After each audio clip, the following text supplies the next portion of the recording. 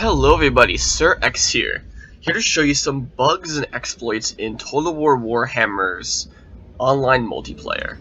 So, as everyone knows, multiplayer is pretty fun, although it's not too used, and there's still a couple big bugs and exploits that you can use. So, let's start off with the first one.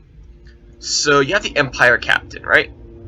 So, you can put him on no mount, a horse, a armored horse, or a Pegasus. However, when you do this, you can add abilities, and they make them cheaper, obviously. So a bear guy without any abilities is 600, while on foot he's 500. Nothing too bad. Put the abilities on, it's fine. However, when you put him on a barded warhorse, you can't access the abilities, but you still get them activated for the cost of having them not active. So that's a little interesting thing that's been around for a couple patches. So that needs to be fixed. Additionally, you may see I'm bringing Boris Todbringer here. And if you see here, I do not have him unlocked. I have not beaten the Beastmen campaign, mini-campaign. So how did I do this?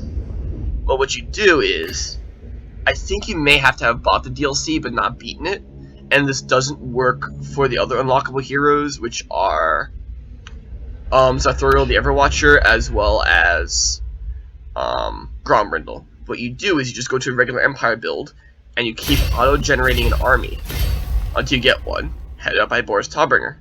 And then you can upgrade him however you like, and you can just change the rest of your army. If you save this and then try to load it, it will not work, and it will kick this guy out. But yeah.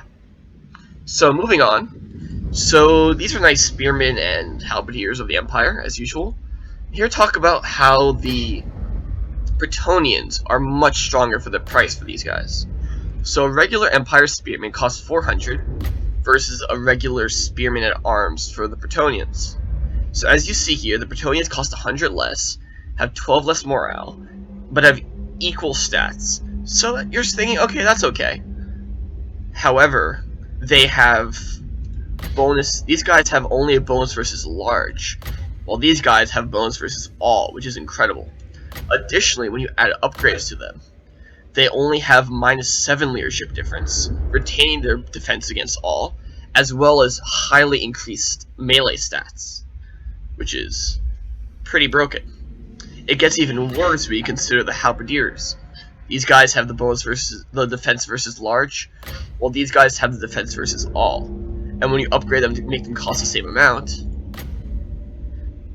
the leadership is negligible, and these guys have a far increased attack and defense, while these guys are around equal. So you get a much better value for your money by using the Bretonnian infantry versus the Empire.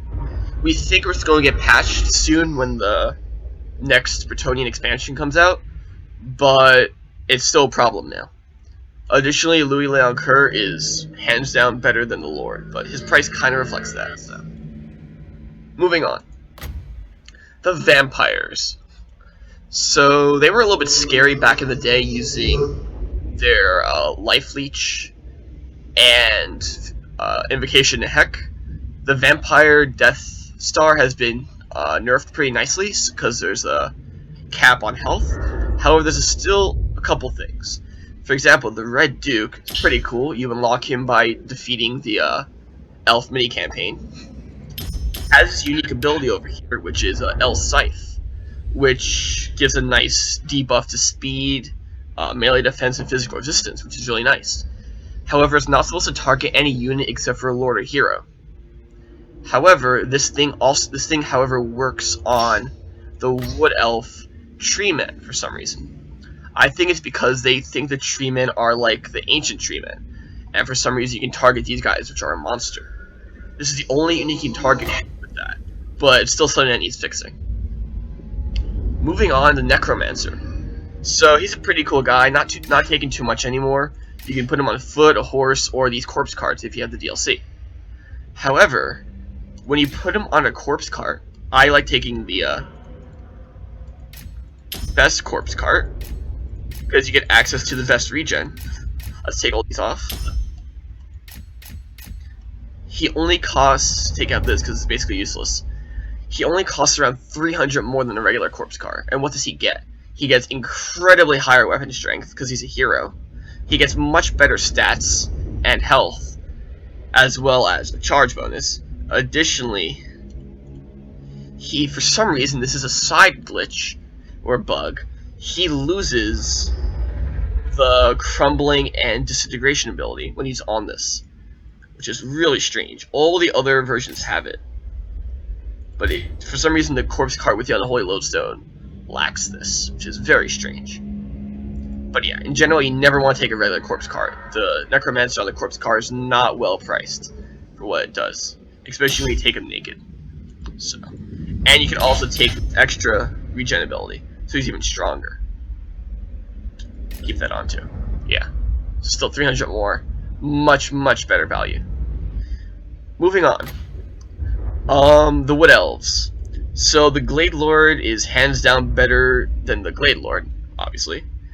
However, it's the Glade Lord with range, who's the female versus the male one. So these abilities, the Arrow of Kurnos and the Prayer of Anarth Rama, if that's pronounced correctly, is miles and miles better and relatively inexpensive considering, versus the male one, who simply gets Foe Seeker and Deadly Onslaught. He also gets Call of the Woods, which is okay, but you can just take it on a Branch Wraith instead. So, pretty useless. So you never want to take the melee one, because they are identical stats. Additionally, there's a minor bug where if you take too many of a certain type of hero, you can't bring it. You can only bring 2 Waystalkers if you're playing the Wood Elves. You can't bring 3. It's not showing up here because this is a custom battle, but in ranked you couldn't.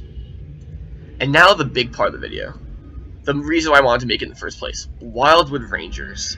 These guys are incredible for their price.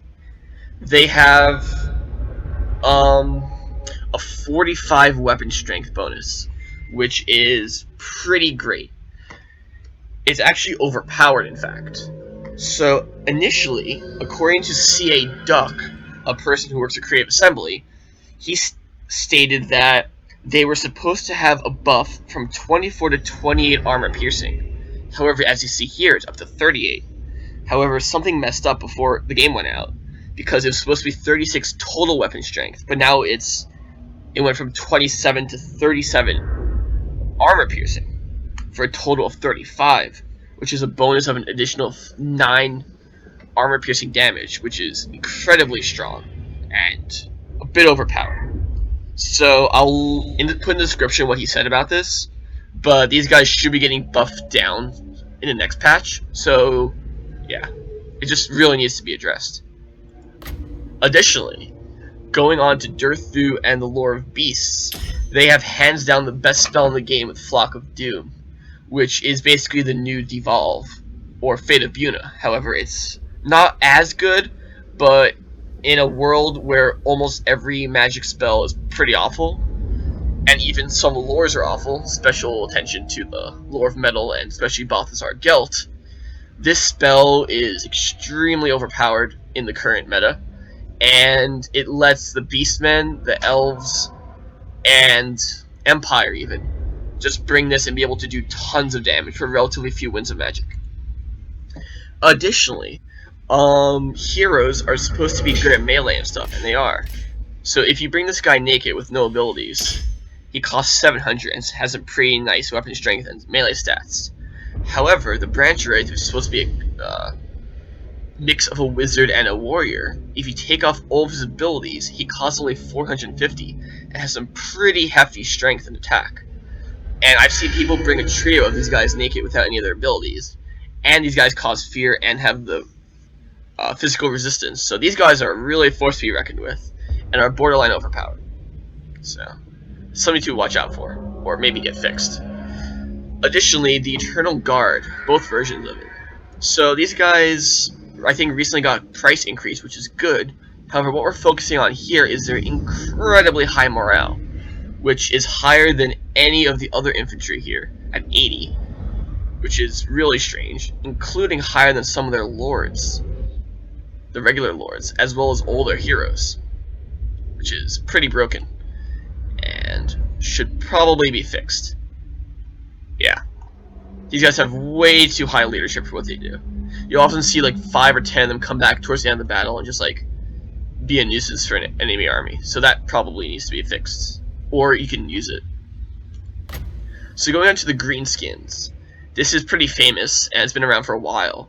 But you can take these cheap, crappy goblin big bosses, give them a spider, and they run around super quickly, having poison, incredible weapon strength, but they cost only 500, which is incredible value. And you can even buy a potion of foolhardiness to give them unbreakable, which makes them even more powerful. So yeah, these guys are pretty overpowered and probably need a change. Or you can bring them. The Ragnarok Queen.